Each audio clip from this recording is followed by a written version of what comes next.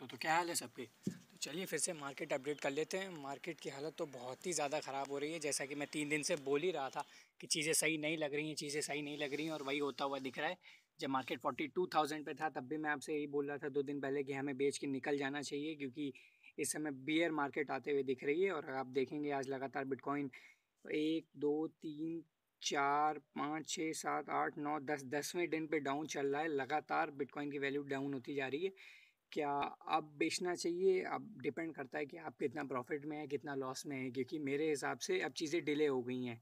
जो अगली bull cycle आएगी या फिर अगला बुल साइकिल आने में अब ये बियर मार्केट थोड़े टाइम तक चलेगी, 3 महीने 4 महीने। तो अगर आपके पास इतना है ऊपर से कि आप 3 4 महीने का होल्ड कर सकते हैं बिना किसी प्रॉब्लम के, और इन्वेस्ट करते रह सकते हैं, धीमे धीमे धीमे पूरी बियर मार्केट में खरीद सकते हैं, तब तो फिर ऑल द बेस्ट। क्योंकि मैं तो यही करने वाला हूँ। मैं कुछ भी जहाँ पे मेरे को बेचना था मैंने 42,000 के करीब पे बेच दिया था, और उसके बाद मैंने धीमे धीमे धीमे एक्यूमुलेट करना चालू कर दिया है। अभी मेरे पास करीबन 300 से 400 यूएसडीटी और पड़े हुए हैं कार्डानो के साथ। कार्डानो मैंने नहीं बेचे थे क्योंकि कार्डानो मैंने स्टेक कर रखे थे, इसलिए मैं बेच पाया नहीं था, वरना उसे भी मैं बेचता।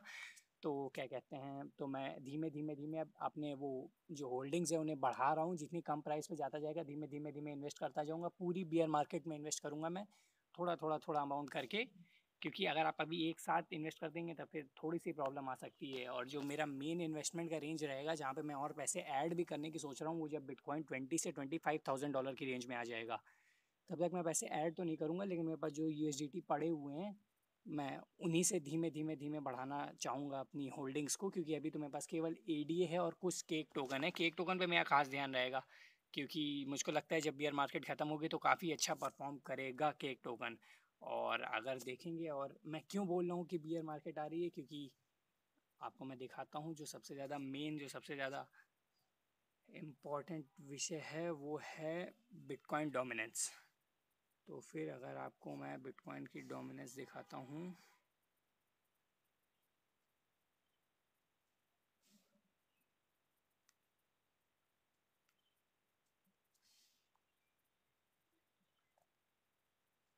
बिटकॉइन डोमिनेंस, एक सेकेंड।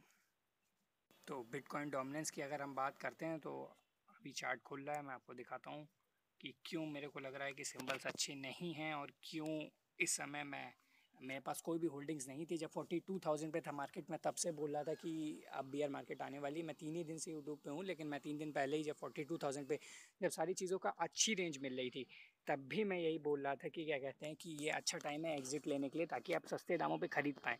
क्योंकि क्रिप्टो मार्केट कहीं पे भी नहीं जाने वाला है, ये तो बात एक फैक्ट है।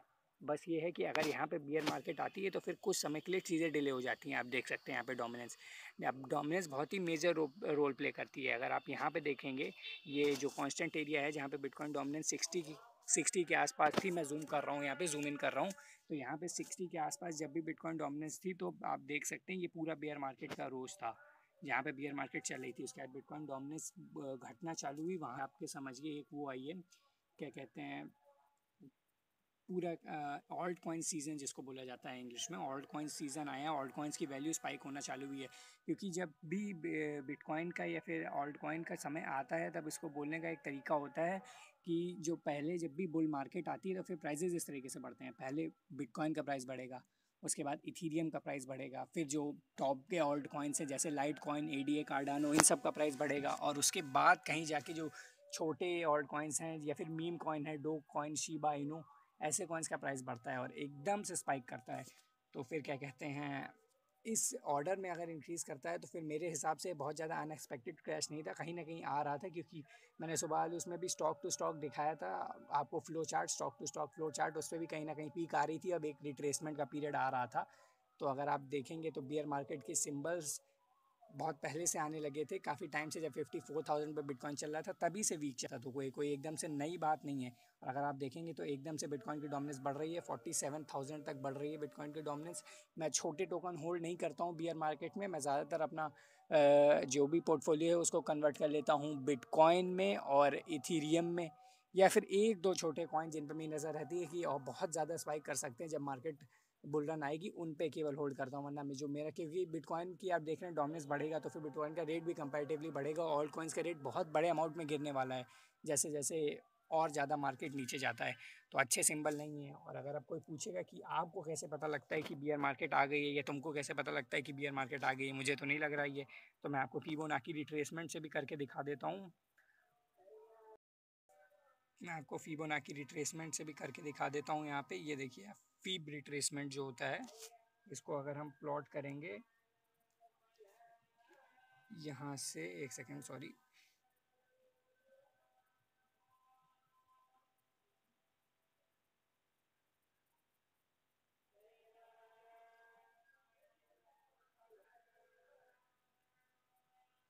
एक सेकंड, सही से प्लॉट नहीं हुआ, फिर से एक बार करता हूँ।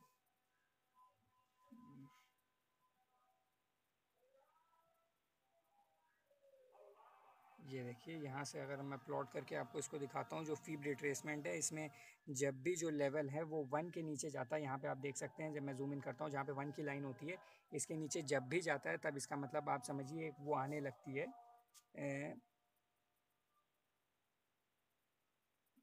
एक बियर मार्केट आने लगती है। मैं यहाँ से लो से दिखा रहा हूँ आपको, जहाँ से ये बुल मार्केट चालू हुई थी, यहाँ से ऊपर बढ़ना चालू हुई, फिर कुछ करेक्शन आए, फिर ऊपर बढ़ा, फिर कुछ करेक्शन आया, उसके बाद ऑल टाइम हाई तक गया, और उसके बाद आप देखेंगे सीधा नीचे चलता चला जा रहा है। और अगर मैं अभी के समय पे जूम इन करता हूँ, तो आप यहाँ पे साफ देख सकते हैं कि हल्का हल्का टच कर रहा है उस जहाँ पे लाइन को, यहाँ से आपको अच्छा आइडिया लग जाएगा कि बियर मार्केट आने वाली है।